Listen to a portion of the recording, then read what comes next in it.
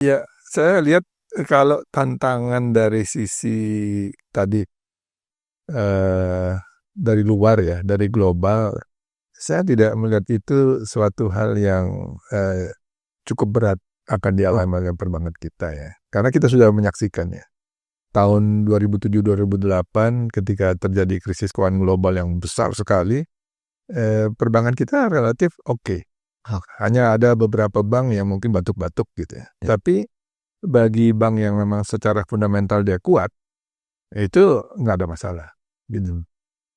Sampai saat ini saya lihat kondisi fundamental perbankan kita secara umum masih bagus.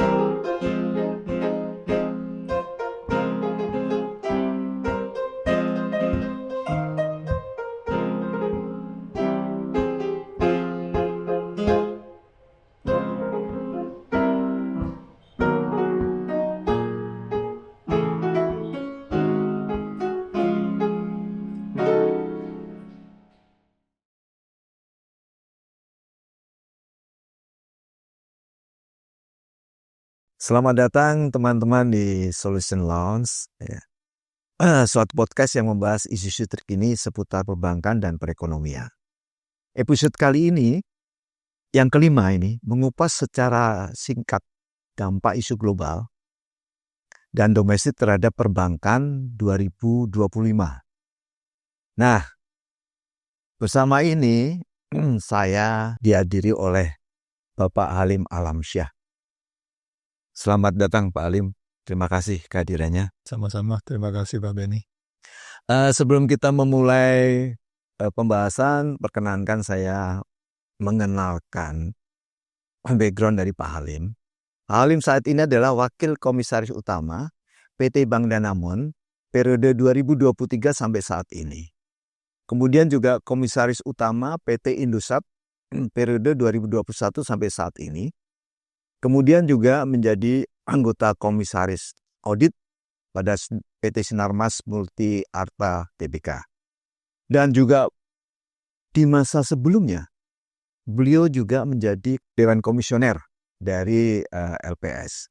Kemudian juga menjadi Deputi Gubernur Bank Indonesia periode 2010 sampai 2015 dan juga anggota Dewan Komisioner OJK ex officio tahun 2012 sampai 2015. Kurang lebih itu background dari Pak Halim, sehingga beliau hadir di sini banyak kaki beliau, banyak wajah sebagai ekonom, sebagai bankers. Bahkan tadi kami bincang-bincang sebentar, beliau sudah menggeluti masalah artificial intelligence. Nah, ini suatu hal yang mungkin nanti di dalam diskusi kita bisa diungkap juga oleh Pak Halim. Pak Halim, mungkin supaya tidak berlama-lama, perkenankan saya langsung mengajukan pertanyaan Pak Halim. Di awal-awal ini saya akan mencoba melihat dampak global yang saat ini 2025 betul-betul menjadi perhatian kita bersama. Kami di Inside EcoBank Solution itu mencatat ada 5. Nanti mungkin Pak Halim bisa nambahin.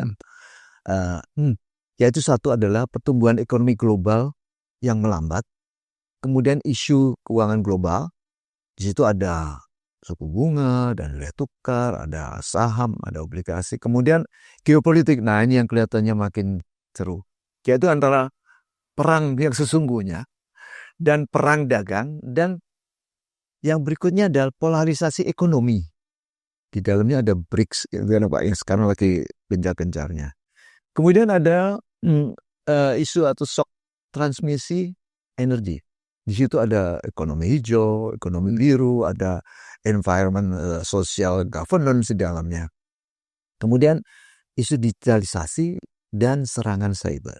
Ini yang kami amati di isu global akan dihadapi oleh semua pihak, termasuk oleh perbankan. Kemudian juga ada isu domestik yang mungkin nanti bisa Bapak ungkap, yaitu satu ada mengenai ekonomi keuangan domestik, kemudian program pemerintah baru, dan yang berikutnya adalah kebijakan regulator dalam tahun 2025 untuk menjaga stabilitas, untuk mendorong pertumbuhan, terus bagaimana dengan merespons pergerakan ekonomi dunia. Nah itu mungkin saya tidak mengarahkan Bapak untuk menjelaskan semua.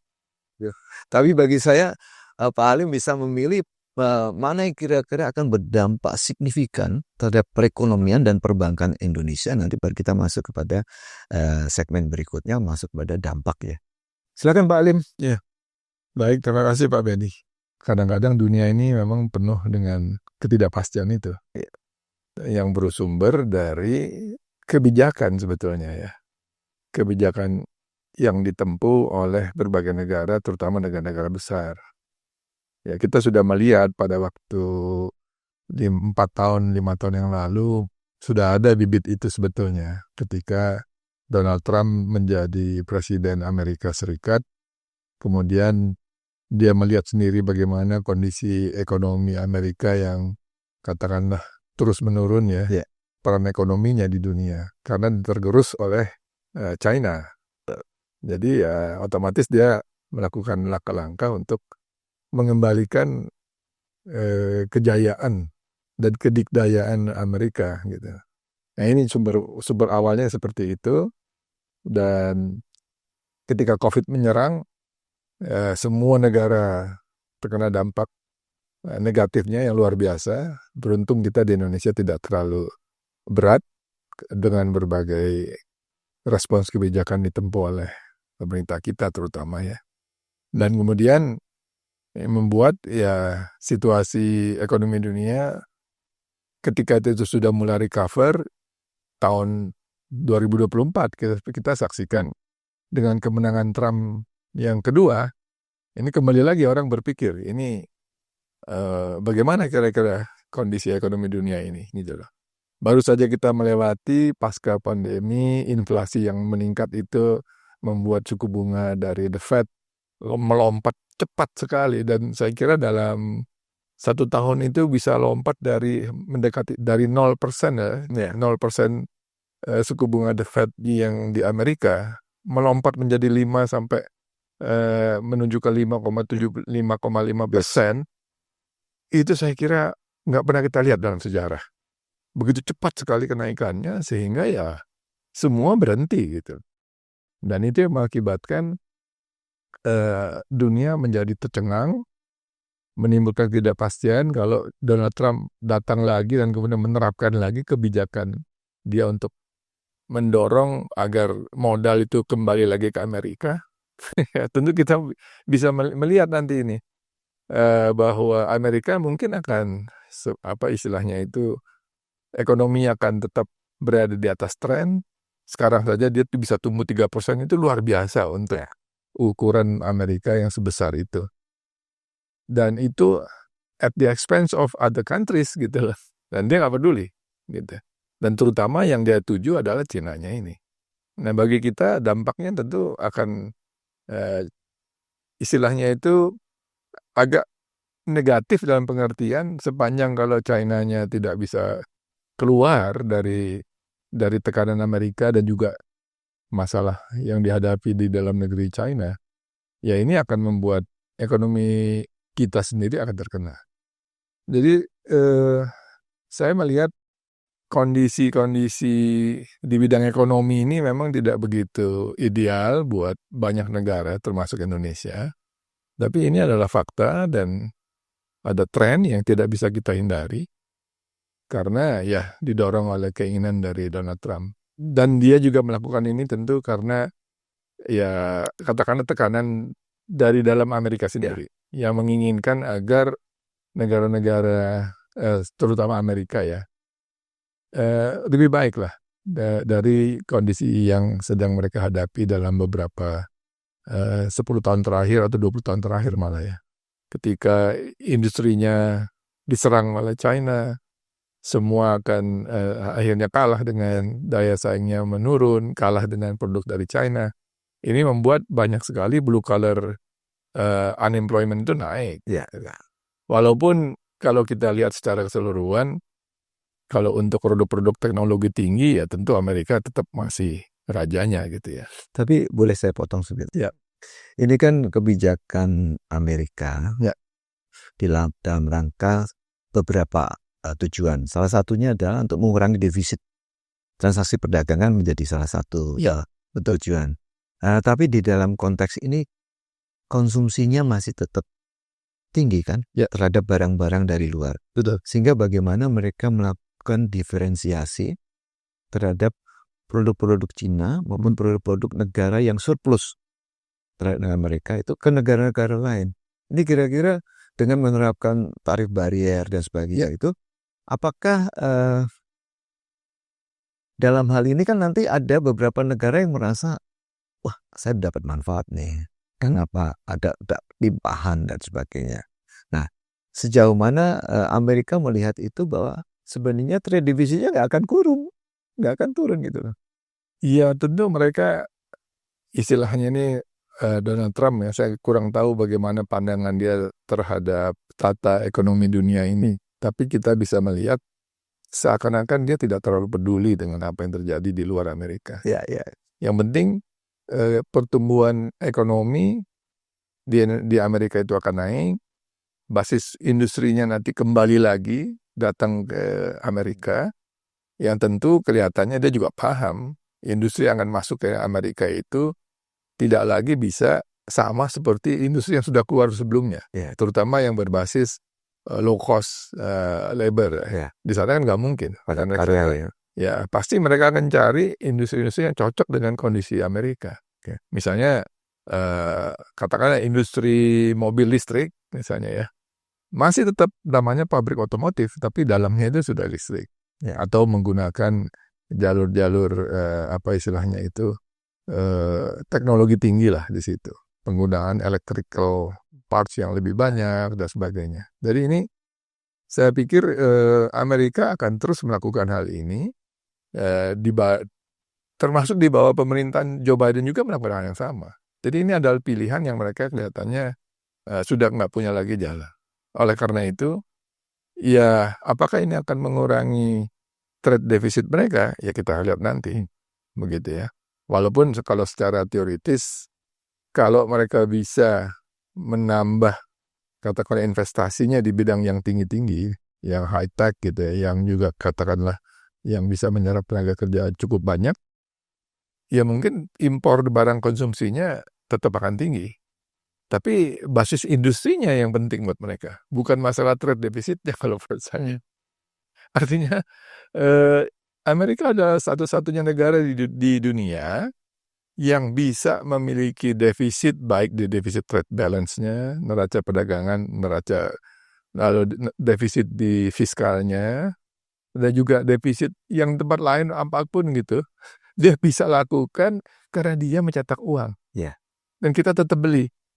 Nah itu artinya sebetulnya ini lebih karena bukan masalah dalam pengertian mereka akan mendapat kesulitan dengan menggunakan ukuran-ukuran ekonomi makro yang standar ya. Tapi mereka lebih mengkhawatirkan bahwa katakanlah social unrest yang ada di Amerika itu akan makin membesar. Dan kemudian akan menimbulkan ketidakpuasan, dan ini yang mereka khawatirkan. Karena saya istilahnya itu ada erosi kemakmuran kan di situ. Mereka nggak mau itu terjadi. Apalagi dikalahkan oleh China yang sekarang nomor 2. Jadi saya lihat ini lebih ke arahnya tidak hanya masalah ekonomi. Ini lebih masalah sosial, ada politiknya juga. Nah, mungkin saya Ini masalah konstelasi global, Pak ya. Ya. Karena sekarang ada BRICS. Saya ikuti perkembangannya. Ya. BRICS itu ternyata kekuatan ekonominya at least 42% Ya, dunia. betul. Artinya di dalam konteks polarisasi ekonomi ini kan akan mewarnai tahun 2025. Ya. Sejauh mana mereka akan melakukan transaksi perdagangan antar mereka, ya khususnya Cina yang dirugikan dengan barrier yang dilakukan Amerika, sehingga dia akan bisa memanfaatkan pasar-pasar yang ada. Betul. Nah, itu saya melihat dari polarisasi ekonomi akan muncul di tahun 2025. Nah, menurut Pak Halim, ini kansnya masih tetap akan mengubah konstelasi ekonomi global dalam tahun 2025 sehingga akan berdampak pada ekspor import Indonesia atau bagaimana, Pak?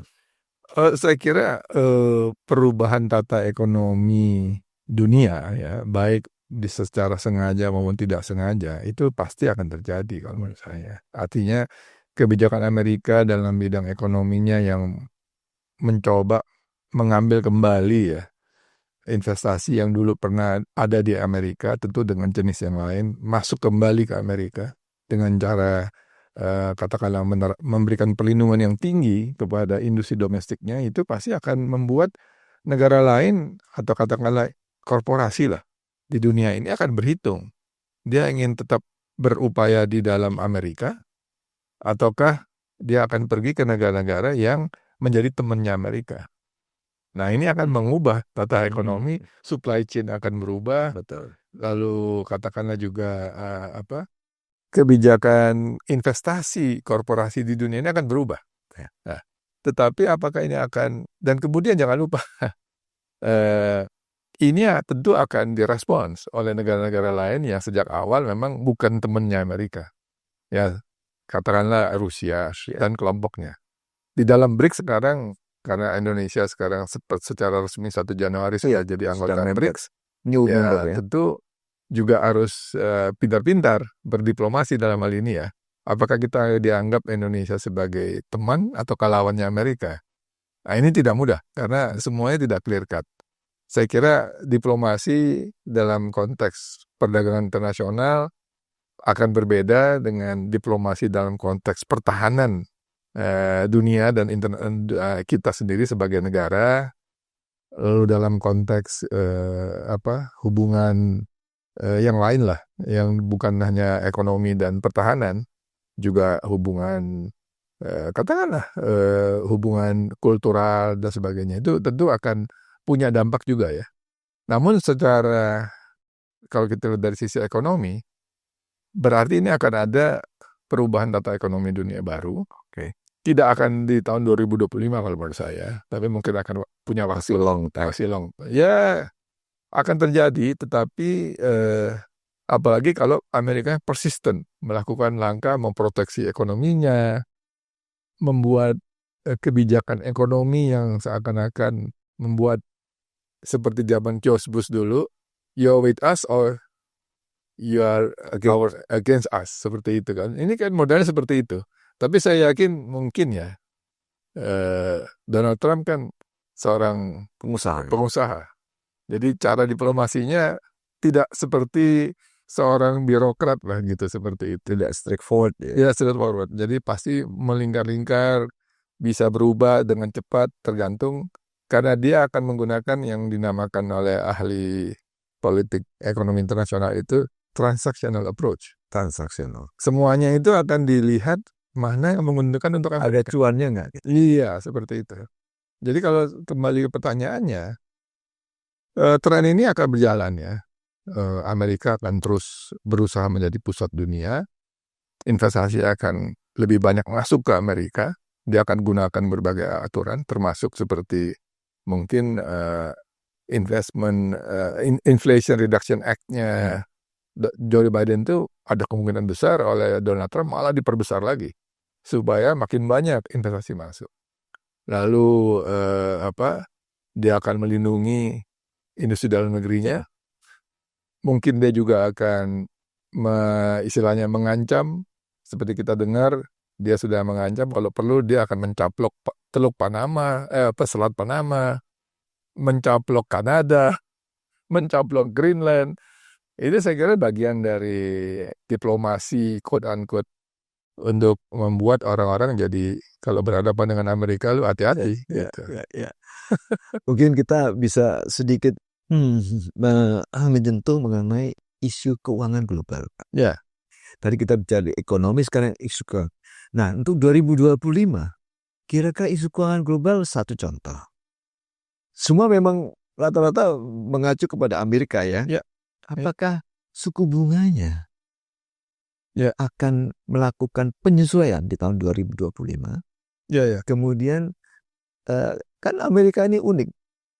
Di dalam kondisi dia krisis maupun dari kondisi dia bagus, nilai tukarnya sering menguat gitu. Ini suatu hal yang anomali ya. Betul. Di dalam textbook ekonomi anomali ini. Jadi menurut Pak Halim, isu keuangan global ini nanti kira-kira yang sangat muncul di tahun 2025 nih, kira-kira apa? Ya, saya kebetulan membaca beberapa buku lah yang terkait dengan ekonomi dan juga keuangan internasional. Ini kan saling berjalan sebetulnya seiring. Saya melihat apa yang dilakukan oleh Donald Trump tidak lepas dari keinginan dari tidak hanya Donald Trump sebetulnya, seluruh orang, terutama para elit di Amerika itu untuk membuat Amerika ini tetap menjadi pusat keuangan dunia, gitu ya. Nah untuk itu tentu dia harus tetap menjadi nomor satu secara ekonomi, kekuatan ekonomi. Dan karena itulah dia juga harus kuat dalam bidang politik dan pertahanannya. Supaya menjaga agar kekuatan ekonominya itu benar-benar real. Gitu. Nah ternyata pendekatan seperti ini, ekonominya jadi nomor satu, pertahanan dan kekuatan politiknya itu harus nomor satu, tidak cukup rupanya. Karena dia berhadapan dengan Cina yang tidak bisa ditekan, baik secara pertahanan dan politik, apalagi di bidang ekonomi. Mereka agak khawatir. Oleh karena itu mereka menggunakan jalur keuangan internasional, penggunaan dolar. Dan ini yang dia kuasai, dan kita tahu semua, seluruh pembayaran, ya hampir sebagian besar ya sekarang ini, perdagangan internasional kan didominasi dalam dolar. Jadi Amerika punya kepentingan untuk menjaga ini. Oleh karena itu, tidak heran apa yang dilakukan oleh The Fed dengan sistem nilai tukar kita yang sekarang hampir sebagai, saya kira cuma beberapa negara yang masih menggunakan fixed exchange rate dalam pengertian currency board ya, seperti di Brunei atau seperti di Arab Saudi gitu ya. Hampir semua negara di dunia ini udah menggunakan floating exchange rate. Itu artinya dia harus melihat apa yang terjadi dengan dolar, karena dia pemegang mata uang paling dominan dan pemegang pengguna dolar, mata uang yang digunakan paling besar di dunia. Kalau berubah, katakanlah suku bunganya yang terkait, berarti nanti perubahan istilahnya itu biaya memegang dolar itu berubah, itu pasti punya pengaruh besar kepada sektor keuangan di berbagai negara, termasuk Indonesia. Jadi kita harus lihat juga, suka atau nggak suka, selama kita masih pakai dolar gitu. Dan dolarnya itu akan dibikin supaya akan tetap menjadi mata uang dunia oleh Amerika. Tapi lawan-lawannya barangkali seperti China, Rusia, atau Iran, atau negara lain yang sedang dihukum oleh Amerika, nggak boleh pakai dolar yang sudah ada di Amerika, yang sudah disimpan sejak lama, dia bekukan, itu pasti cari cara kan. Nah ini yang membuat keuangan internasional saya lihat lebih memungkinkan untuk terjadinya perubahan itu di kemudian hari ini. Ya. Dengan kemajuan teknologi ya, dengan kemajuan terutama financial technology, ini ada kemungkinan itu bisa berjalan. Ya. Saya baru juga dengar itu pandangan dari Jeffrey Sachs, Profesor Harvard ya. Dia mengatakan WeChat yang sekarang dikembangkan oleh Amerika itu, oleh China, itu punya potensi untuk bisa menggantikan SWIFT. Coba bayangkan. Karena sekarang ini kalau Anda punya WeChat, saya nggak punya. Maksud saya siapapun boleh itu ternyata buka rekening dari WeChat dan bisa melakukan transaksi cross border tanpa biaya. Nah itu. Nah ini kan artinya kan China dengan sengaja itu membuat WeChat-nya itu boleh digunakan oleh siapa saja. Walaupun tidak mudah buat Yuan untuk menjadi mata uang dunia. Ya. Karena pakai transaksi mata uang lain. ya, karena ada beberapa persyaratan ya. Saya sempat mengatakan ini untuk menjadi mata uang dunia itu tidak saja memerlukan kekuatan ekonomi dan politik tentu saja, tapi juga memerlukan arus modal yang bebas, free capital mobility itu harus ada. Nah itu di China ini kayaknya belum berani gitu. Ditambah dengan mereka juga harus punya sistem hukum yang adil dan stabil serta bisa digunakan oleh siapa saja. Ya. Nah, saya rasa juga belum punya sistem hukum seperti itu. Ya. Jadi hal-hal seperti ini yang mengakibatkan orang mungkin agak berpikir juga untuk memegang yuan gitu ya dalam jangka yang panjang. Karena kalau ada apa-apa, misalnya terjadi dispute, saya akan settle kewajiban dan hak saya itu pakai hukum mana? Bisa diyakini nggak itu adil nanti putusannya? Independen. Nah itu seperti itu membuat saya kira tata keuangan internasional itu masih akan tetap didominasi oleh dolar, tetapi perlahan-lahan barangkali perannya mungkin tidak akan se-absolut seperti katakanlah beberapa puluh tahun yang lalu. Ya. Sekarang pun saya lihat porsi penggunaan yuan itu sudah mulai naik gitu. Walaupun masih mungkin sekitar 5 atau 6%. Baik Pak Halim, mungkin masih di konteks isu global sebenarnya. Tapi saya melihat sebenarnya ada dua yang saya Pak Halim silahkan memilih. Ya. Yang satu adalah masalah ekonomi hijau. Ya. Karena kita di perbankan juga akan dihadapkan dengan ESG kan. Ya, itu betul. Juga menjadi tantangan di 2025. Ya. Kemudian satu lagi isu mengenai digitalisasi sama cyber attack. Nah, ini mungkin silakan Bapak milih dua-duanya juga nggak apa-apa sebelum kita bergeser kepada dampaknya terhadap ekonomi dan perbankan di Indonesia gitu. Saya kira yang agak dua-duanya menarik ya. Tapi mungkin saya akan berikan pandangan sedikit tentang ekonomi hijau. Dari sisi tujuan ekonomi hijau ini tentu sangat baik ya. Kita tahu kita berhadapan dengan perubahan iklim yang mungkin 20 tahun yang lalu isu climate change ini masih kontroversi lah. Antara yang mendukung dengan tidak mendukung. Tapi akhir-akhir ini saya lihat nada-nada suara yang tidak mendukung itu sudah mulai berkurang. Karena mungkin berbagai kejadian alam yang terjadi kita hadapi, tidak hanya di Indonesia tapi di berbagai belahan dunia yang lain. Betul. Jadi sekarang sudah mulai diterima. Ini suatu hal yang harus kita respons. Itu yang pertama. Kedua, dulu pendekatannya itu menggunakan, ini pandangan saya karena kebetulan beberapa kali ikut rapat di beberapa tempat di forum-forum internasional, itu masih menggunakan pendekatan G2G, government to government. Artinya pemerintah seperti G20 diskusi sangat serius ya, di level leader sampai ke bawahnya membahas apa yang harus dilakukan kita sebagai negara. Nah itu buatlah perjanjian macam-macam, bikin rencana untuk mengurangi emisi karbon segala macam, tetapi masih dalam lingkup G2G. Dan itu catatannya jalannya pelan. Karena ada negara yang mungkin serius, ada yang tidak serius. Bahkan Amerika sendiri zaman Donald Trump, EPA-nya itu Environmental Protection Agency, malah dibubarin sama dia.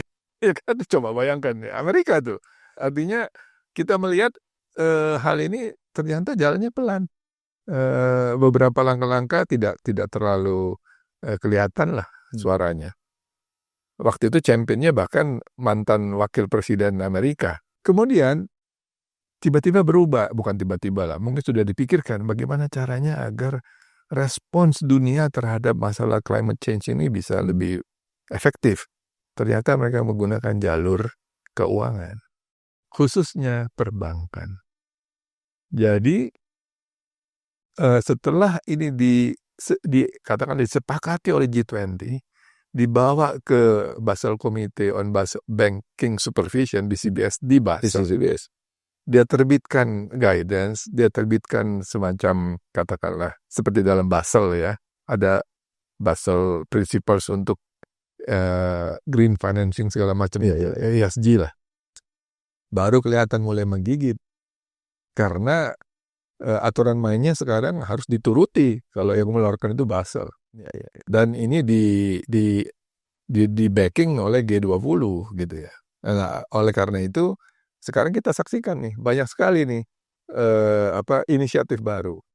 Namun kembali lagi nih, secara internasional juga saya melihat ini juga masih ada ketidakkonsistenan antara katakanlah terutama negara-negara berkembang dengan negara maju. Jadi mereka sering sekali membuat peraturan atau ketentuan, misalnya dalam bidang carbon trading ya. Kan udah lama nih kita dengar gitu kan. Sekarang carbon trading diminta apa yang akan dilakukan oleh masing-masing negara dengan menggunakan pendekatan istilahnya national contribution. Ya kan. Jadi ini sukarela, walaupun sukarelanya agak ditekan-tekan dikit, oke boleh sampai tahun berapa you akan bisa jadi net zero emission. Seperti itu kan. Nah ini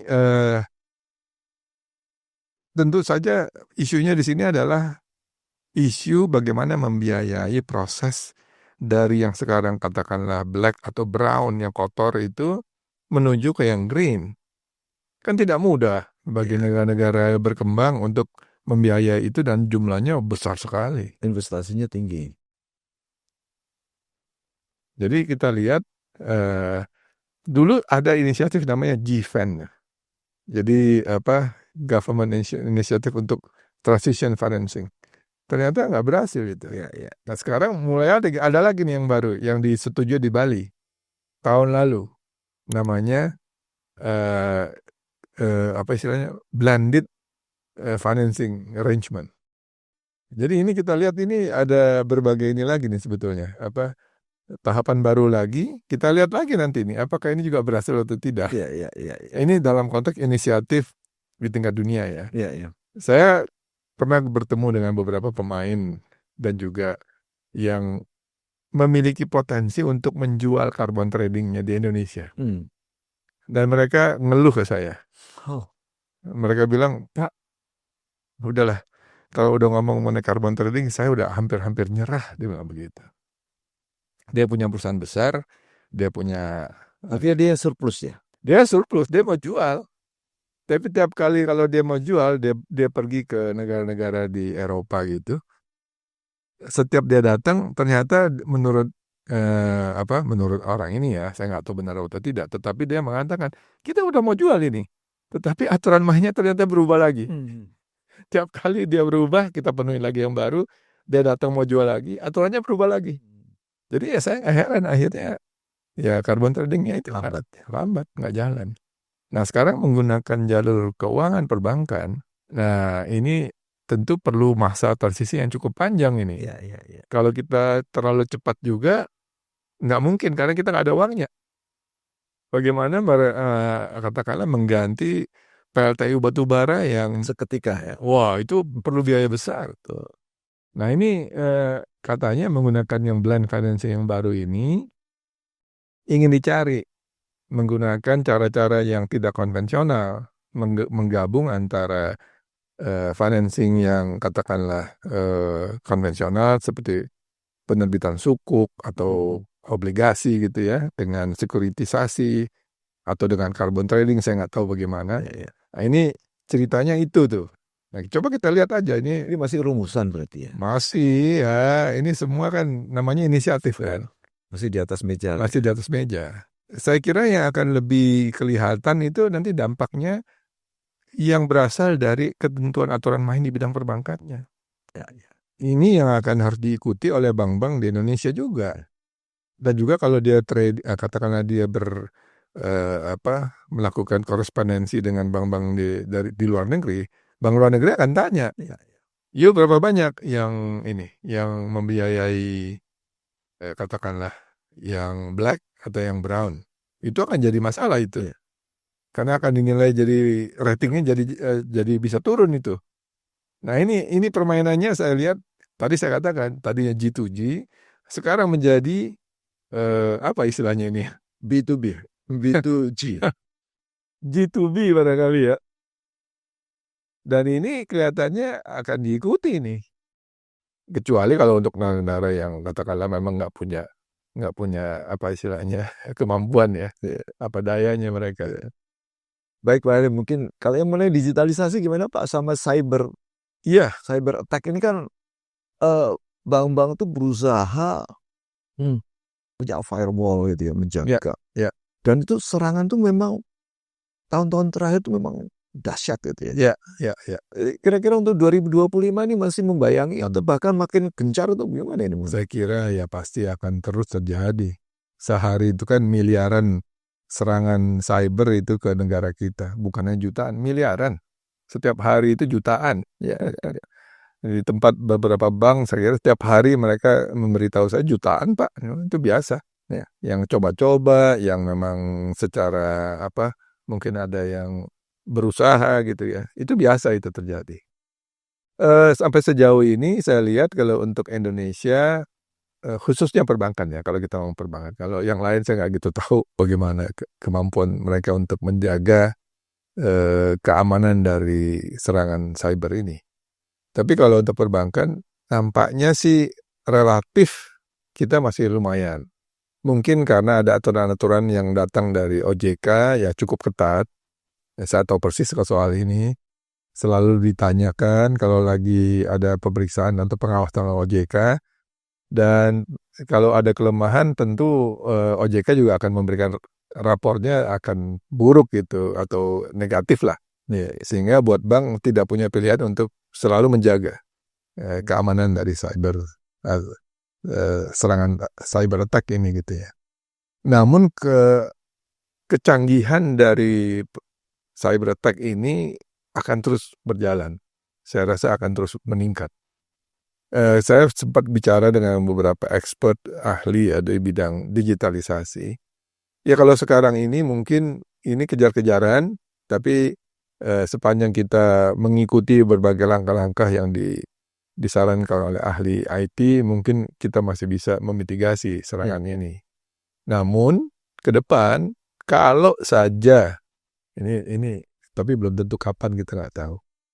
Teknologi digital ya sekarang ini kan berbasis 0-1 kan, binary teknologi kan.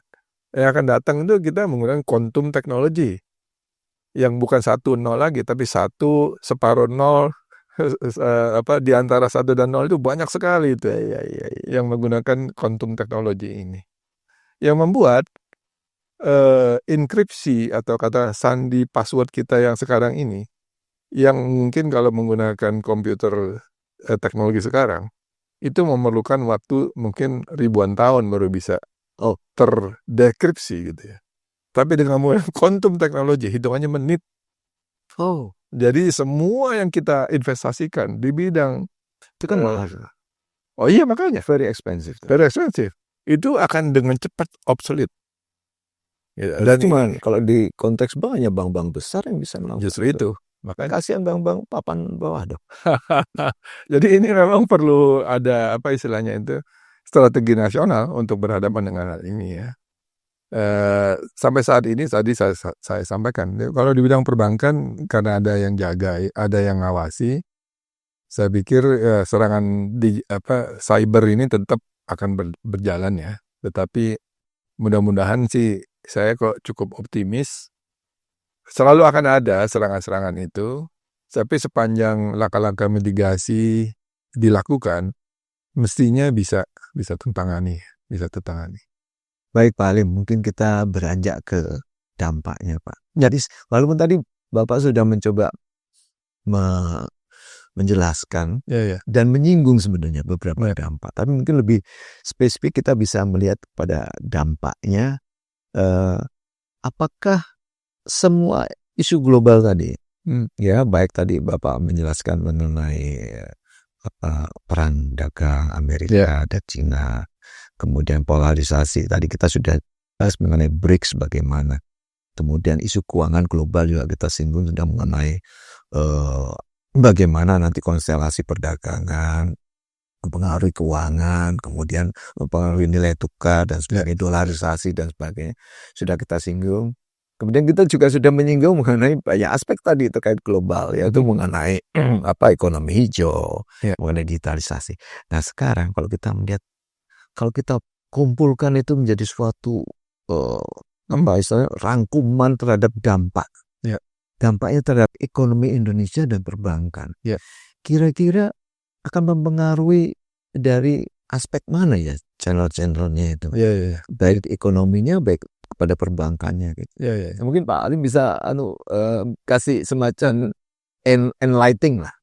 Kalau melihat jalur-jalur atau katakanlah transmisinya, bagaimana berbagai perkembangan di dunia itu bisa berpengaruh kepada kita, ya tentu jalur dari perdagangan udah pasti tadi kan. Apakah perdagangan dunia ini akan lebih volume perdagangannya akan lebih besar ataukah lebih kecil? Ya tentu kita akan lihat. Kalau semua negara melakukan proteksi, mungkin diinisiasi oleh Donald Trump lagi, perdagangan dunia pasti akan menciut.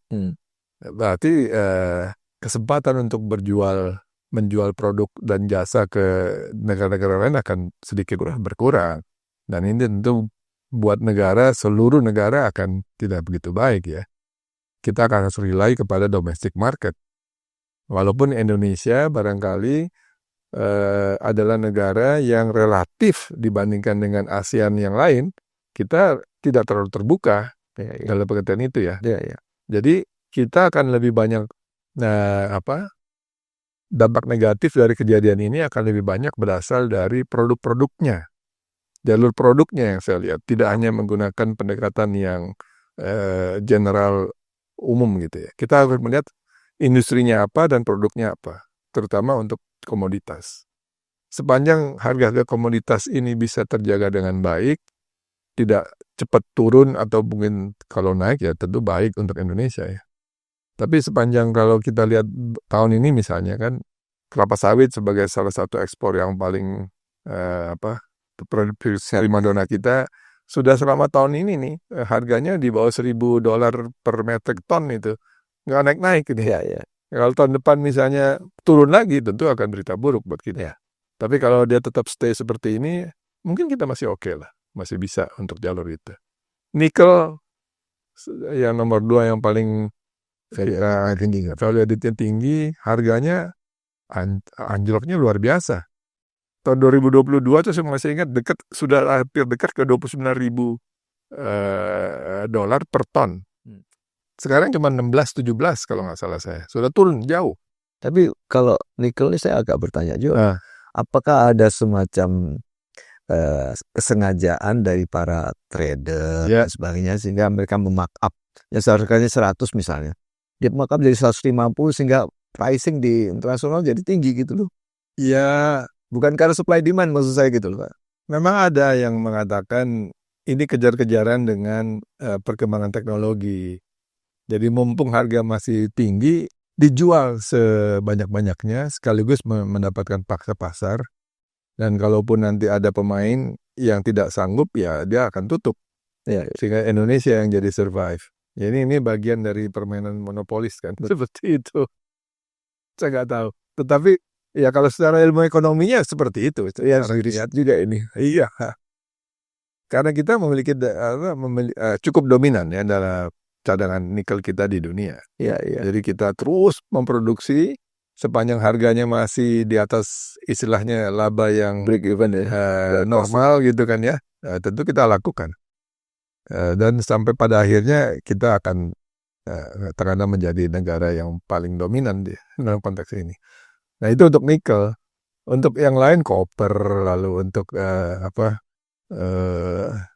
yang lain-lain juga saya kira ini akan terkena dampak dari penyusutan volume dari perdagangan dunia ya.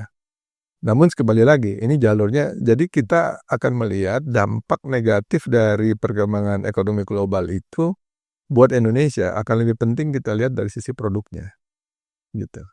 Nah, kalau dalam konteks yang lain, dalam pengertian jalur keuangannya, bagaimana dampaknya? Tentu ini akan tergantung kepada suku bunga yang ada di Amerika dan kebijakan industri yang ditetapkan oleh Amerika. Sudah sejak lama saya kira, saya dulu dididik juga bahwa beberapa negara yang berhasil di dunia itu didukung oleh kebijakan industrialisasi yang aktif dari pemerintahnya. Ini tahun-tahun 80-an, 70-an, 60-an dan sampai 80-an awal. Tapi setelah itu muncul paradigma sebaiknya negara tidak ikut campur. Biarkan saja pasar yang bergerak. Nah, kita saksikan Indonesia mengikuti itu kelihatannya ya, saya nggak tahu. Tapi nggak berhasil. Industri kita kan ternyata tidak tumbuh. Malah kalau dilihat dari porsi terhadap PDB-nya juga makin menyusut ya. Makin menyusut. Nah, jadi kalau kita lihat dari sisi situ,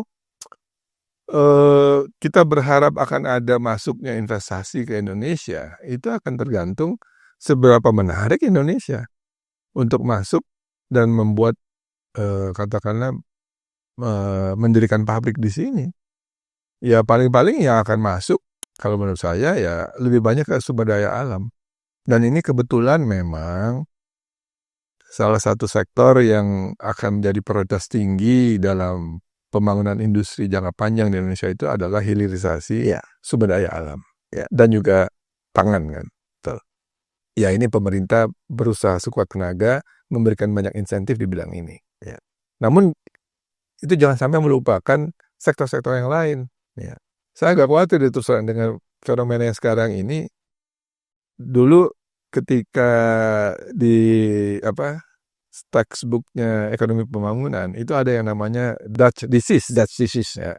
Dutch disease itu artinya minyak ya itu. Itu minyak. Tapi secara umum ada satu sektor yang sangat diunggulkan dan dia berikan insentif yang banyak di situ, melupakan yang lain itu, melupakan yang lain. Jangan sampai begitu. Ya, saya sependapat.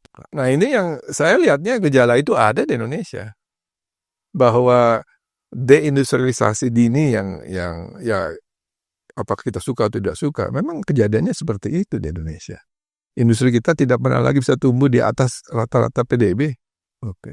Sekarang ini sudah hampir 10 tahun saya kira ya. Industri kita tumbuhnya di bawah 5%. 4 sekian. Bahkan tahun ini saya nggak tahu berapa nih. Mungkin di bawah 4 kali jangan-jangan. Nah, jadi kalau saya lihat seperti itu ya, sementara industri pertambangannya itu sampai double digit. Di beberapa provinsi di Indonesia ada yang sampai 30% pertumbuhan ekonominya. Bayangin. Seperti di Ambon atau di Sulawesi. Tumbuhnya luar biasa cepat. Namun dampak multipliernya tidak besar. Karena dia sangat localized, juga sangat spesifik. Jadi hilirisasinya penting, tapi juga hilirisasinya juga harus mempertimbangkan bagaimana agar teknologi yang dipakai itu nanti juga berguna untuk sektor yang lain. Kalau enggak nanti tidak ada yang namanya technology division itu. Yang membuat industri suatu negara itu menjadi lebih lebar, lebih broad gitu ya. Karena teknologi yang digunakan oleh suatu industri di situ akan istilahnya dikembangkan sehingga bisa digunakan untuk industri yang lain. Iya. Nah itu. Jadi fleksibel gitu ya. Jadi ini namanya difusi teknologi itu. Nah, ini yang kita tidak saksikan tidak belum terjadi. Atau katakan belum lah seperti itu. Jadi kalau kondisi ekonomi dunianya masih terus menekan kita, cara yang paling cara yang istilahnya itu menjaga agar pertumbuhan ekonomi kita tidak anjlok banget ya tentu hilirisasi SDA. Betul. Tapi itu tidak cukup.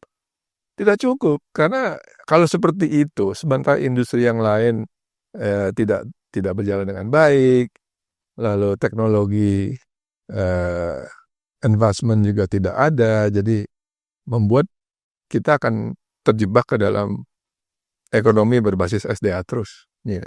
Begitu. Dan ini yang kita sudah lihat ini. Angka 5%, ya saya kira IMF ketika membuat prediksi untuk jangka menengah pertumbuhan ekonomi di Indonesia jangka menengah sampai tahun 2029 coba. Dia rata-rata 5% dia bilang. Itu bukan ini loh, bukan hitung-hitungan sembarangan, dia sudah punya studinya gitu ya. Nah, ini menurut saya dampak yang kita hadapi ini perlu kita cermati. Ini tantangan ini. Nanti mungkin saya nggak tahu seperti apa, tetapi jadi jalur keuangan ini tidak mudah kita hadapi kalau kita tidak punya kekuatan ekonomi yang bisa menarik investasi itu masuk ke kita. Jadi dampaknya kita akan saksikan yang berani masuk ke Indonesia itu nanti adalah investasi portofolio akhirnya, seperti yang sekarang. Kita lihat. Ya, orang asing datang, ya. Orang asing masuk di sini bukan bukan mendirikan pabrik, bukan investasi, bukan, tapi dia memperanakan uangnya di pasar modal. Baik Pak Halim, ini kan kita udah bahas dampak ya. Ya. Walaupun dampaknya sebenarnya kalau sektor keuangan kan cukup luas ya. Kan mempengaruhi fiskal kita, mempengaruhi perbankan, mempengaruhi. Nah, sekarang masuk kepada tadi Pak Halim sudah menyinggung mengenai tantangan. Kalau Inside EcoBank Solution itu mencoba melakukan semacam checklist ya. Nah, kalau kita melihat dampaknya tadi, kemudian tantangan perbankan, tantangan intermediasi, itu kita coba mengumpulkan tuh ada beberapa ternyata. Yang pertama yang terkena itu adalah inovasi dan persaingan bisnis. Menjadi tantangan dari perbankan. Kemudian yang kedua adalah manajemen risiko. Di situ ada risiko kredit, ada risiko likuiditas, ada risiko operasional, ada risiko market. Tadi kan kita sudah juga mengenai isu keuangan juga. Kemudian apalagi yang terserang? Kita coba ya melihat tantangan dari perbankan, permodalan. Yang dikhawatirkan adalah sekarang kan bank-bank kita banyak bank asing ya. Otomatis modalnya itu kan dari luar. Sementara beberapa negara itu kan kondisi ekonominya juga lagi jaya. Sehingga investor asing yang menanamkan sebagai modal di bank-bank kita, kemungkinan apabila nanti regulator kita menghendaki agar menambah modal, regulator kita selalu begitu. Menambah modal, kemungkinan akan sulit. Bank-bank asing yang kecil itu mengalami Pak sulitnya pemegang saham untuk nambah injeksi modal itu tidak mudah. Itu juga sebagai beberapa kemungkinan yang kita menjadi tantangan bagi perbankan untuk melihat dampak-dampak global dan keuangan kepada perbankan. Kemudian selain itu apalagi ada beberapa ya kami sudah coba mencatat. Tadi kan kita sudah menyinggung mengenai ekonomi hijau. Ekonomi hijau kan membutuhkan juga konsentrasi ataupun porsi perhatian dari perbankan pada 2025. Kemudian digitalisasi tadi juga. Digitalisasi itu kan investasinya mahal. Betul. Bahkan beberapa waktu kami mewawancarai podcast dengan Bu Afi yang dia bergerak digital banking. Dia menyatakan tidak semua digital banking itu profitnya segera. Masih loss. Artinya investasi cukup besar untuk digital. Belum lagi cyber attack tadi kita udah share-nya. Kemudian yang penting lagi adalah ini mengenai tata kelola. OJK sekarang sudah berusaha tata kelola itu diketatkan, baik untuk memegang saham, untuk komisaris, kemudian untuk laporan, bahkan denda-dendanya juga sekarang Pak. Jika kita agak ngeri jadi komisaris Pak, dendanya 1 M ya Pak. Kalau ada itu 50 M, 50 M maksimal. Ada yang untuk individu itu. Sehingga saya berpikir ini tantangan kita. Kemudian terakhir yang akan menjadi perhatian adalah perlindungan konsumen. Itu kami juga Inside EcoBank Solution mencatat ini menjadi tantangan di 2025. Jadi mungkin kami mengharap tanggapan Pak Halim mengenai beberapa tantangan intermediasi perbankan. Saya lihat kalau tantangan dari sisi tadi dari luar ya, dari global, saya tidak melihat itu suatu hal yang cukup berat akan dialami oleh perbankan kita ya. Karena kita sudah menyaksikannya. tahun 2007-2008 ketika terjadi krisis keuangan global yang besar sekali, perbankan kita relatif oke. Hanya ada beberapa bank yang mungkin batuk-batuk gitu ya. Tapi bagi bank yang memang secara fundamental dia kuat, itu nggak ada masalah. Gitu. Sampai saat ini saya lihat kondisi fundamental perbankan kita secara umum masih bagus. Ya, likuiditasnya walaupun tahun ini agak ketat karena kebijakan moneter BI memang ketat. Yang kedua dari sisi modalnya juga cukup. Rata-rata 27-28% itu cukup tinggi. Ya, ya. Lalu istilahnya profitnya juga masih lumayan walaupun ada kecenderungan menurun, tetapi oke, masih tetap bisa di atas. Ini masih 4%, 5%. Oh ya, itu NIM-nya ya. NIM-nya. Net interest margin-nya 4,5, 4,8 tergantung banknya masing-masing. Tapi di atas 4. Oke, masih oke, sangat oke. Nah, juga jadi dari sisi solvabilitas masih bagus, likuiditas masih bagus, profitability masih bagus. Fundamentally mereka juga di-manage oleh katakanlah manajemen yang cukup kuat. Saya rasa di bidang bank umum khususnya OJK jauh lebih alert ya. Kalau melihat ada masalah mereka akan lebih cepat melakukan langkah-langkah pengamanan atau memitigasi lah gitu. Nah, apakah tahun depan atau tahun ini situasi akan berubah? Saya rasa mungkin tidak banyak ya yang akan banyak berubah. Trennya akan sama. Hanya tergantung bagaimana pertumbuhan ekonomi kita. Gitu. Karena biar bagaimanapun bank dengan berbagai aturan main yang tadi disebutkan, manajemen risiko yang ketat, itu membuat bank itu, kalau dulu kita pernah dengar teori kan ya, apa istilahnya, bank itu apakah follows trade ataukah trade follows bank gitu kan, seperti itu ya. Tapi saya rasa itu paradigma lama itu. Dengan aturan main Basel III, aturan main dari OJK yang ketat, manajemen risiko yang begitu ketat, pada dasarnya bank itu tidak lagi bisa berada di depan. Dia pasti akan mengukur dulu, ini prospek ekonomi Indonesia ini berapa sih? 5%? Oke, 5,1, 5,2 buat mereka mungkin 0,1, 0,2 doesn't matter lah. Tapi mereka akan lihat sektor mana ini yang lebih berpotensi. Nah, untuk itu mereka akan ngecek dulu. Ini risiko kreditnya besar atau enggak untuk masuk ke sektor ini gitu loh. Jadi kalau kita lihat ada suatu, dan saya kira memang sangat rasional buat bank kalau lihat data-data makronya ya. Atau data sektoral, maaf. Sektor-sektor yang NPL-nya tinggi itu relatif pasti bank akan menghindari. Gitu, nggak mau dia masuk ke sektor seperti ya mohon maaf ini kebetulan ya, sektor yang agak tinggi itu NPL-nya sektor industri pengolahan kebetulan. Rata-rata NPL kita mungkin setelah beberapa bulan ini dia akan stabilize 2,2 gitu kan ya. Netnya mungkin 0,7, 0,8. Cukup rendah. Ya. Tapi NPL di industri pengolahan 3,3, 3,4. Ini sudah berjalan selama setahun ini. Ya. Buat bank dia akan meneliti lagi deh industri pengolahan yang mana ya, gitu. Pasti mereka nggak lebih detail sub lagi ya. Lebih sub lagi. Nah tadi disebutkan kan, lalu green financing, green economy, sektor mana nih yang boleh dan mana tidak boleh. Tentu setiap bank beda. Ya. Kebetulan ada beberapa bank yang memang dimiliki oleh katakanlah asing, dia lebih alert hal ini karena dia akan terikut-ikut kalau anak usahanya induknya gitu. Nah, beberapa bank kita sudah lihat untuk batu bara mereka menghindar. Gitu. Untuk kelapa sawit tergantung dari OJK-nya. OJK tergantung. Untuk kelapa sawit kan ada yang katakanlah produknya harus mengikuti RSPO, atau yang menggunakan yang punya Indonesia gitu kan.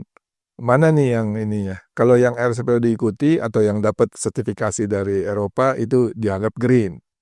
Nah ini kan mengubah juga nih perilaku dari pengusahanya. Nah, jadi yang saya ingin sampaikan adalah bank-bank kita akan makin selektif kalau situasi ekonominya katakanlah tidak begitu baik. Hanya saya kok berharap ya tahun ini 2025 ekonomi kita mestinya ya lebih memberikan harapan akan lebih baik gitu ya. Kita sudah lihat sudah ada indikasi sebetulnya. Sudah ada indikasi, kita lihat impor barang kapital, impor raw material juga sudah mulai naik nih beberapa bulan terakhir. Lalu juga consumer confidence index juga dari Bank Indonesia kita lihat juga sudah improving. Penjualan real belum. Penjualan mobil-mobil otomotif beberapa 2 bulan terakhir ini kok agak membaik. Nah ini kita didorong oleh mobil listrik. Mobil listrik atau mungkin karena ada insentif lagi. Iya. Kita lihat aja deh. Nah perbankan kita saya pikir akan melihat lah lebih selektif, walaupun lebih selektif Pak ya. Lebih selektif, tetapi mereka akan mencoba mengikuti apa yang katakanlah diminta oleh pemerintah untuk memberikan kredit ke yang prioritas termasuk yang green financing tadi. Bank Indonesia sendiri saya lihat juga cukup istilahnya itu memberikan dukungan ya dengan melalui kredit apa istilahnya yang KLM itu loh. Ya, kebijakan makro prudensial seperti itu. Katanya dari data-data Bank Indonesia itu ada sekitar 250 triliun insentif yang diberikan. Dalam pengertian itu kan berasal dari GWM ya. GWM-nya dikurangi sehingga ada tersedia uang sekitar 250 triliun yang bisa digunakan untuk kredit. Ya. 250 triliun kalau kita bagi dengan PDB kita 22.000 kurang itu sekitar 3%. Ya. 3%-an kurang lebih. Ya itu lumayan. Walaupun mungkin nggak cukup untuk mendorong pertumbuhan kredit lebih kencang lagi. Sekarang ini dibalik mengapa pertumbuhan kredit perbankan tahun 2024 saya kira akan sekitar 11-10% barangkali. Tahun ini diduga mungkin akan sedikit naik sedikit gitu loh ya. Nah tentu ini berita baiknya buat perbankan. Global masih penuh ketidakpastian, tetapi tadi saya sampaikan perbankan kita tuh relatif lebih banyak dipengaruhi oleh kondisi domestik. Nah, kondisi domestiknya kalau dengan harapan lebih baik, ya kita berharap perbankan juga akan lebih berani memberikan kredit. Tapi kan tadi dihadapkan ada persaingan bisnis, Pak.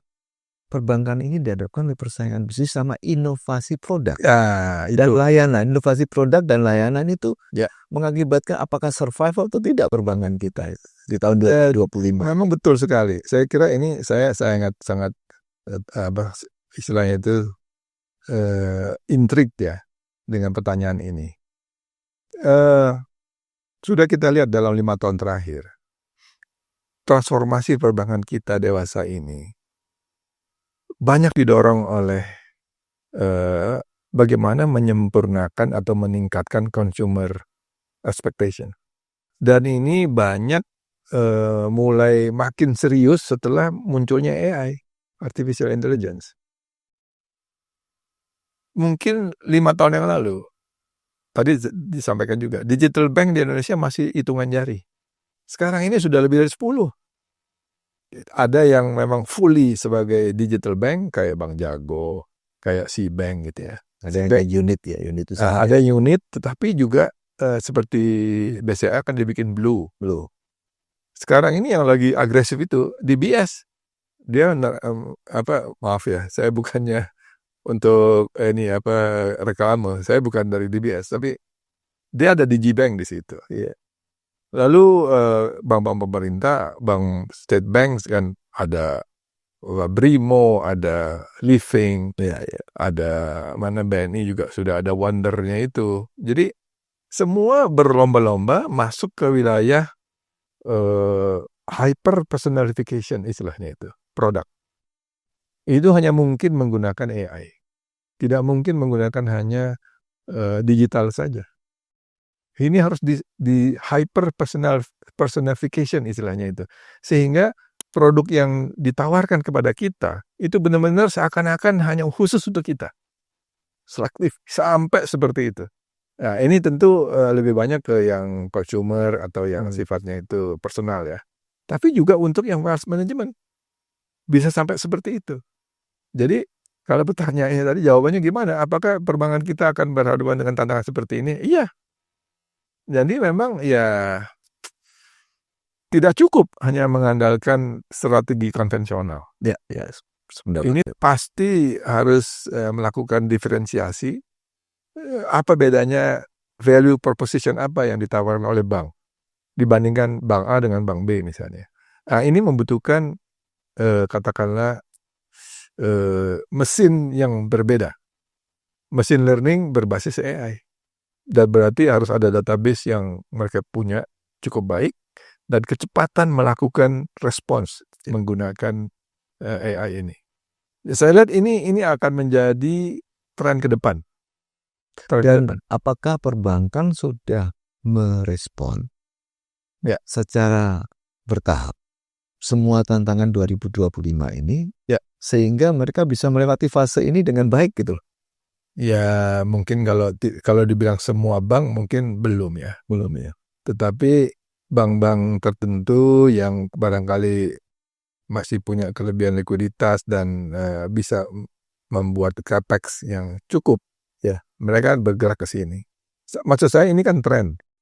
Jadi artinya bagi yang sebagai katakan leadernya dia akan ke sana, yang lain follower, sambil mempelajari mana yang salah, mana yang benar, mana yang kita perlu ikuti, mana tidak perlu kita ikuti gitu kan. Jadi ya memang sebagai leader ya ada risiko di situ. Jadi tantangan dalam bidang digitalisasi akan berat, besar bagi yang leadernya. Tapi bagi yang follower dia akan lihat-lihat. Iya. Jadi pengeluarannya mungkin lebih kecil, tapi dia lebih hati-hati. Betul. Biasanya yang inisiasi awal itu memang biayanya besar. Betul. Yang follower lebih ringan. Ya. Nah itu. Strategi buat bank-bank ya tentu harus pintar-pintar. Betul. Kalau mengenai perlindungan konsumen, Pak, ini kan marah data jual beli, kemudian kita OJK sudah mengeluarkan PDP dan sebagainya. Ini untuk 2025 ini nampaknya OJK sudah membuat ketentuan-ketentuan yang memang memagari ini semua sehingga konsumen betul-betul merasa terlindungi.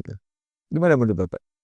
2025 ini. Justru itu ini kalau dengan adanya peraturan OJK tentang PDP ini ya, kan semua wajib diikuti lah oleh bank.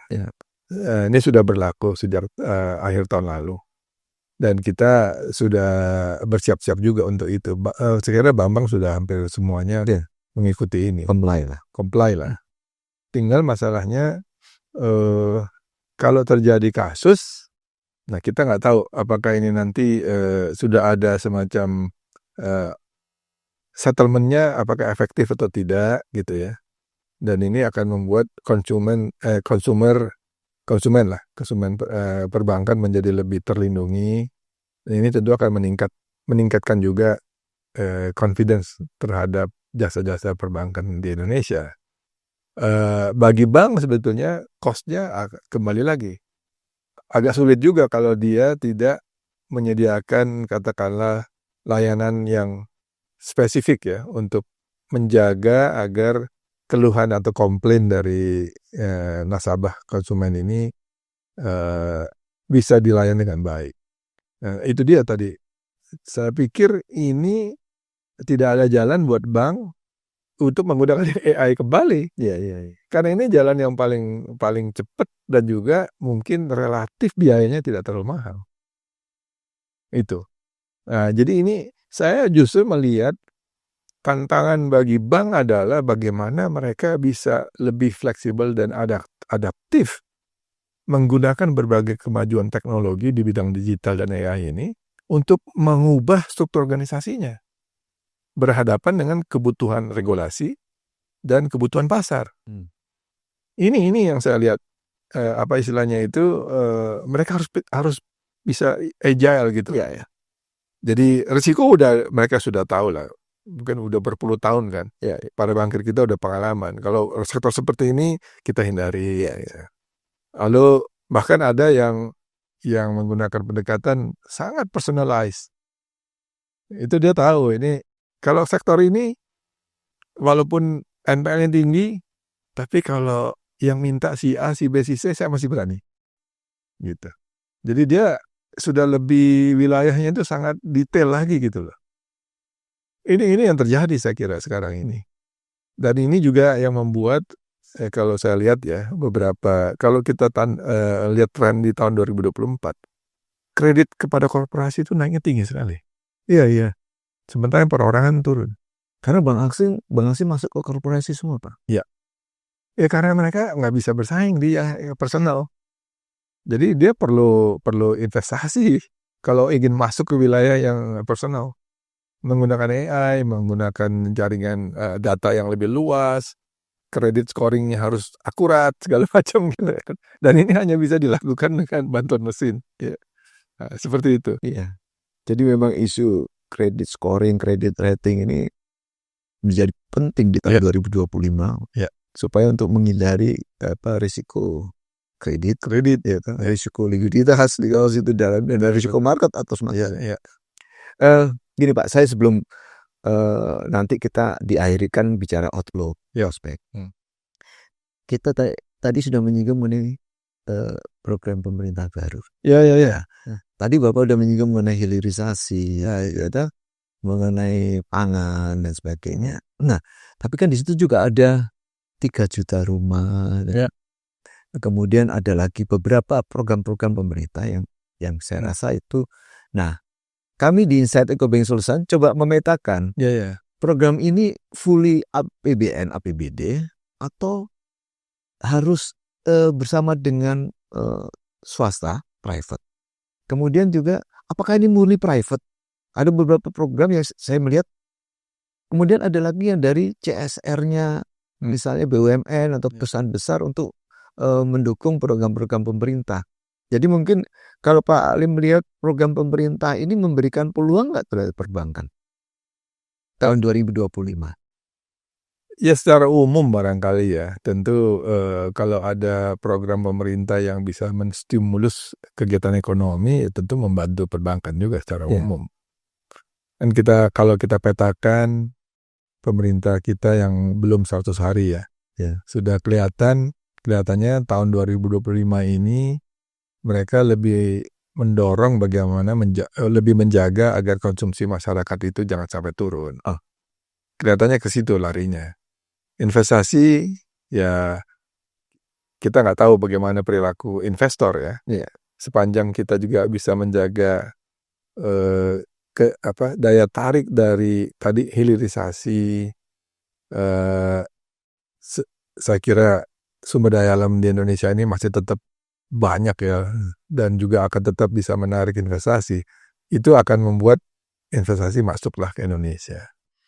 Nah, pertanyaannya adalah apakah itu cukup nggak untuk mendorong ekonomi kita tumbuh menuju ke sasaran ya mungkin 8% kejauhan ya.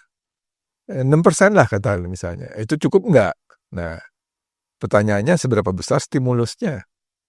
Nah, stimulus yang kita baca di koran-koran dari pernyataan para menterinya yang sudah diputuskan, ada kenaikan gaji upah minimum 6,5% itu cukup membantu itu untuk menjaga konsumsi di level yang paling katakanlah level pekerja ya, itu bisa ditangani. Ada bagian 10 kg beras misalnya untuk keluarga miskin. Istilahnya ini bantuan sosial itu tetap dibutuhkan untuk menjaga konsumsi. Jangan sampai turun. Kalau kemudian juga pemerintah merencanakan untuk memberikan stimulus di bidang industri gitu ya. Termasuk memberikan subsidi bunga 5% itu loh. Untuk industri tertentu yang dianggap prioritas. Nah, kita berharap ini bisa juga di-exploit oleh perbankan. Supaya dia bisa memacu pertumbuhan kreditnya. Jadi kembali lagi saya lihat konsumsi dijaga supaya tidak turun. Dan ya alhamdulillah pemerintah akhirnya juga istilahnya itu membatasi lah kenaikan PPN dari 11 menjadi 12%. Istilahnya kalau dibatalkan mungkin yang paling pas sebetulnya itu membatasi ke pemberlakuan Oh, ya. 12% itu hanya ke Spesifik, specific goods gitu ya. Sehingga ya ini mungkin tidak banyak akan mengurangi pendapatan. Ini saya kira itu langkah yang strategik dan benar, yang tepat maksud saya. Karena kita itu tadi saya sampaikan beberapa indikator menunjukkan ekonomi kita sedang upswing ini. Nah, tiba-tiba kalau ada kebijakan yang membuat itu menjadi apa istilahnya terganggu proses recovery-nya ini, sia-sia. sia-sia dong gitu kan. Bank Indonesia sendiri sudah mulai saya lihat mengurangi apa istilahnya kontraksinya, Ya. tapi tetap masih tight dibandingkan dengan tahun 2023. Ini masih perbedaannya antara 2-4 percentage point loh. Saya udah ngukur itu.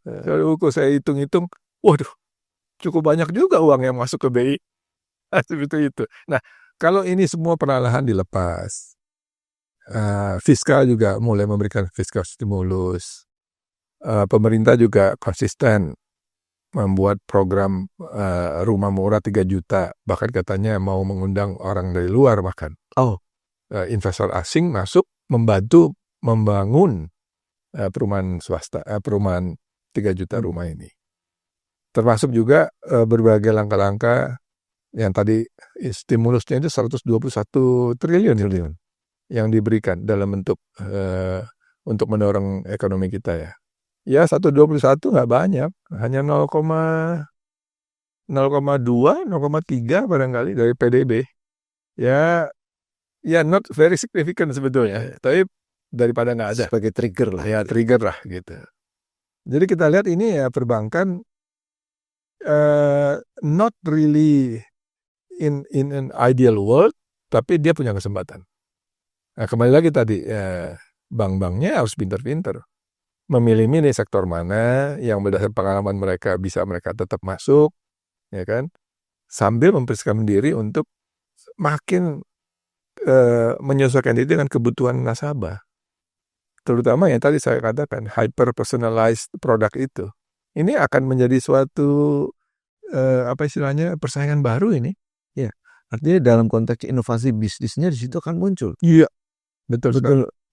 Dengan dukungan AI ya. Ya. Dengan AI sehingga lebih spesifik kepada sasarannya. Betul. Ini bagi kita semua artinya ini untuk perbankan peluang tuh masih ada, ya. Baik dari program-program yang diinisiasi oleh pemerintah, ya. maupun juga bagaimana mereka melihat market, ya. Untuk memanfaatkan market pengembangan. Karena pertumbuhan ekonomi tadi Pak Alim mengatakan kemungkinan masih bagus lah. Ya. Masih 2025 masih oke, sehingga peluang-peluang untuk perbankan untuk pembiayaan masih cukup luas. Ya. Kemudian mungkin juga dalam hal ini ada beberapa yang pernah kita singgung juga di dalam podcast sebelumnya, adalah membangun entrepreneur. Ya. Entrepreneur yang baru, cuman masalahnya entrepreneur baru itu kalau di perbankan kan ada 3 pilar. Susah, sehingga harus ada pendampingan dari pemerintah sehingga ada ketenangan bagi perbankan pada waktu melakukan pembiayaan. Betul. Ini juga menjadi tantangan 2025 Pak menurut saya. Betul. Dalam konteks memberikan peluang pembiayaan di perbankan. Nah, mungkin kita mulai berada di ujung Pak. Ya.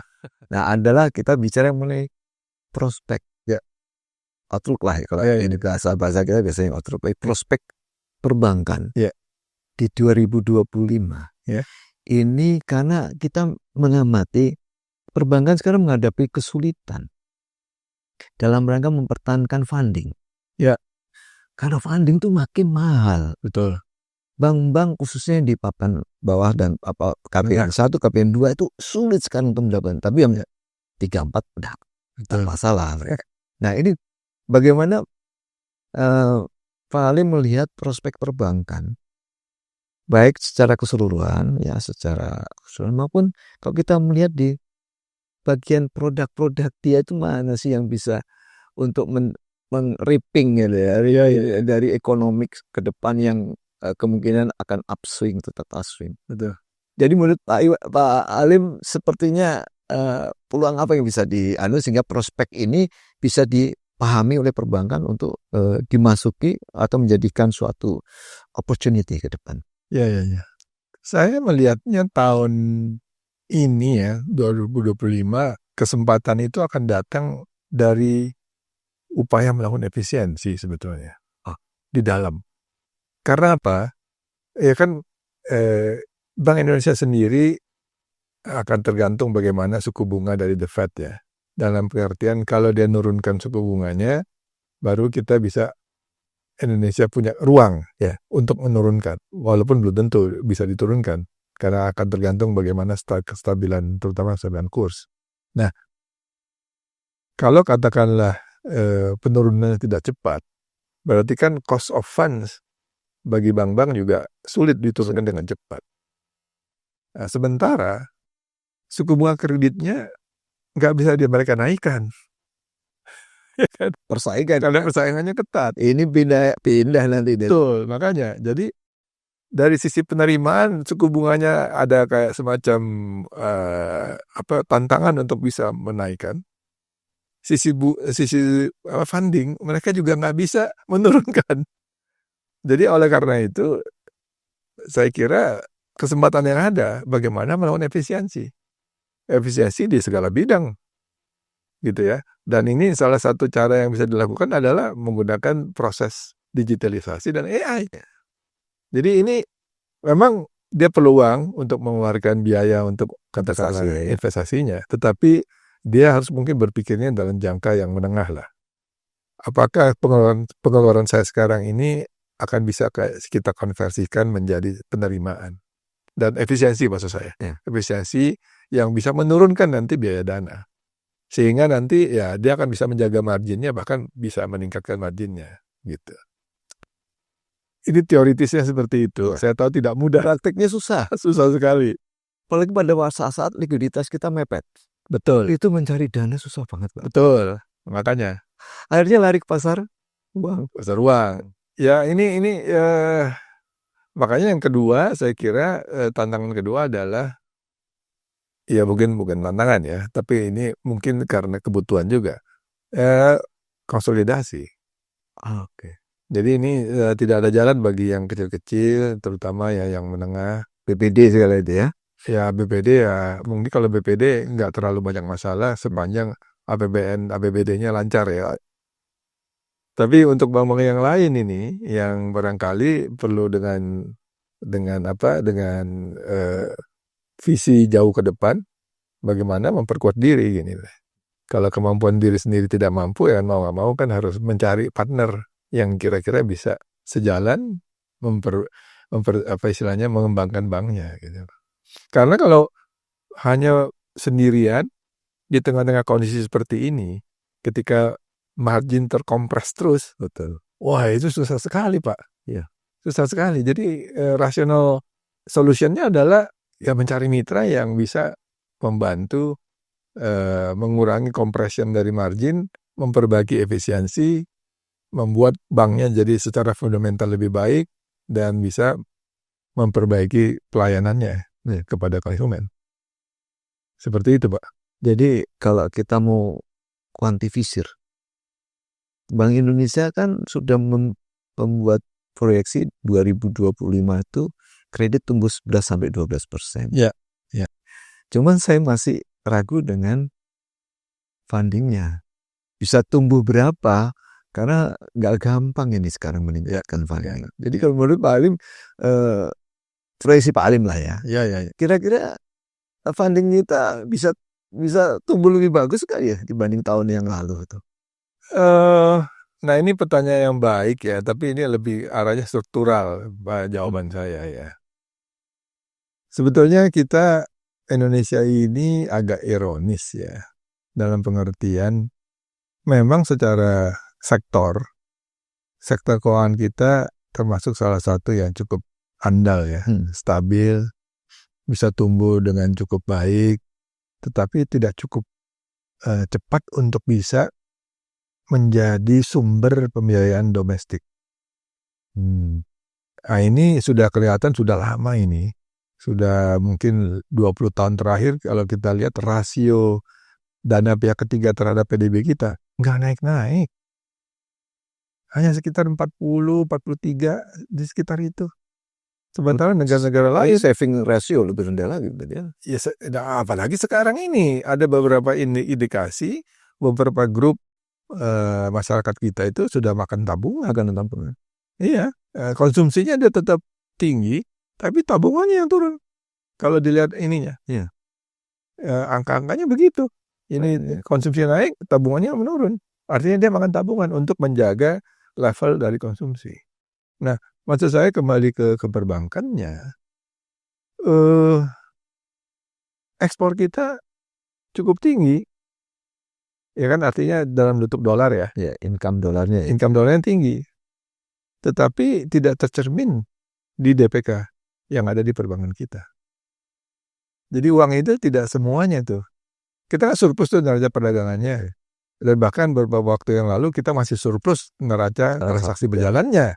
Artinya secara neto tabungan kita itu surplus secara makro ya. Tapi kita nggak lihat itu. Di cadangan devisa kita itu lebih banyak datang dari official revenues dan hutang. Bukan dari ekspor. Bukan dari ekspor dari swasta maksud saya. Kalau ekspor kan dari Pertamina, gas bumi kan dari sana. Lalu utang luar negeri itu yang diambil oleh pemerintah dan Bank Indonesia. Mungkin kita harus lihat juga cadangan devisa bank-bank. Saya juga ngecek angka-angkanya, ternyata nggak naik juga. Jadi ada uang milik orang Indonesia yang ditempatkan di luar negeri. Masih ya? Masih lah. Dan kalau kita lihat IIP itu, International Investment Position, itu angkanya fantastis loh. Yang nerbitkan Bank Indonesia. Angkanya itu 770 miliar dolar. US dollar ya. International Investment Position. Nah itu artinya kenapa uang itu nggak sebagian masuk ke Indonesia sih? Itu bisa kelihatan kok di rasio DPK terhadap PDB kita. Itu kita yang paling rendah sekarang di negara ASEAN. Kita 40 sekian gitu. Filipina sudah 70-an. Jangan lihat Malaysia sudah di atas 100.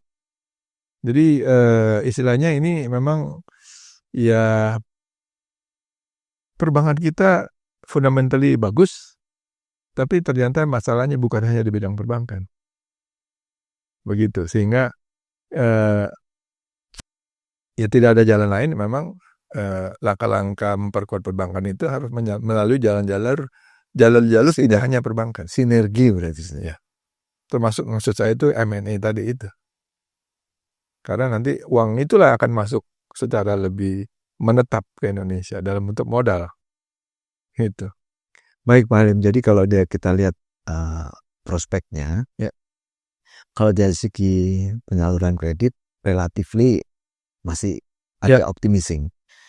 Tapi dari konteks funding kita masih berharap banyak langkah-langkah sinergi yang dilakukan, baik tidak semata oleh perbankan, tapi juga oleh pemerintah maupun sektor swasta, maupun dengan bagaimana kita dengan pihak berswasta, international lending, international institution.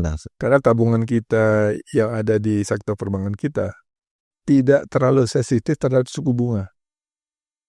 Itu yang saya maksud. Iya, bahkan ada kecenderungan walaupun suku bunga kita turun, atau suku bunga naik lah. Kadang-kadang bertolak belakang. Mereka tidak menaikkan suku bunga kredit.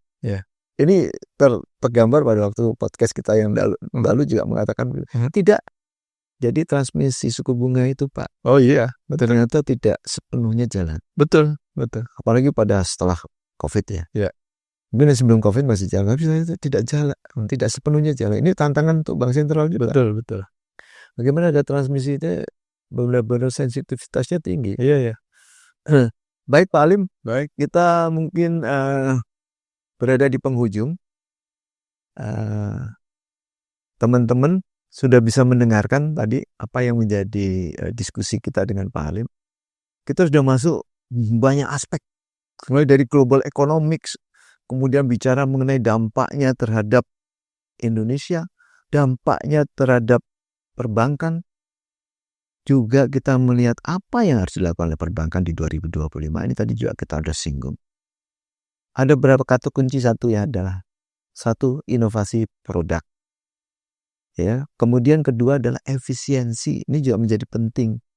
Kemudian yang ketiga adalah bisa melakukan sinergi perbankan dengan pihak-pihak lain yang dirasakan akan memberikan opportunity. Kemudian yang menjadi sorotan perhatian yang terakhir adalah mengenai bagaimana kita bisa meningkatkan pendanaan. Artinya sinergi kebijakan harus betul-betul dilakukan. Saya rasa itu dari kami mencoba menyajikan apa yang termaktub di dalam topik kita podcast pada hari ini. Sekali lagi saya ucapkan terima kasih Pak Halim. Kita akhiri. Wassalamualaikum warahmatullahi wabarakatuh. Waalaikumsalam warahmatullahi wabarakatuh.